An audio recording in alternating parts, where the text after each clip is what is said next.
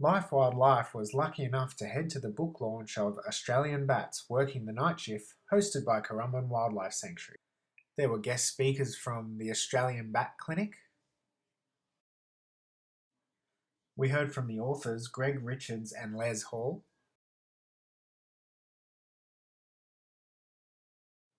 And we met principal photographer, well-known Steve Parish. It was a great night learning why the authors love bats as much as they do, and the Australian Bat Clinic even brought along one of their friends, a black flying fox.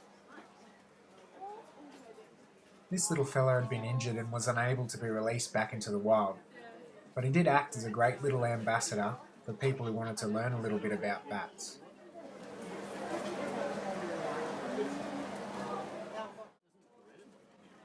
It's unfortunate these amazing little animals have such a bad image because they are so important to Australia's forest ecosystems. Not only do flying foxes help pollinate flowers, they also help to disperse seeds further away from the parent tree than any other animal in the country.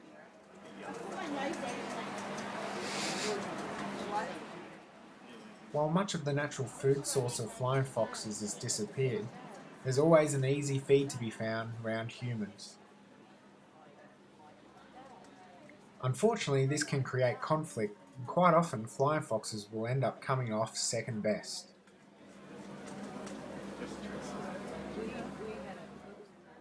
Flying foxes, like all bats, play their role in Australia's ecology, and they need to be protected. Thankfully, judging by the turnout at the book launch, there's plenty of people out there willing to help.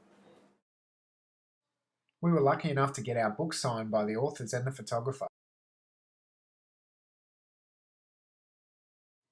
You can pick up your copy of Bats Working the Night Shift by heading to the CSIRO website. You could also contribute by donating money to one of the bat-friendly organisations out there like the Australian Bat Clinic.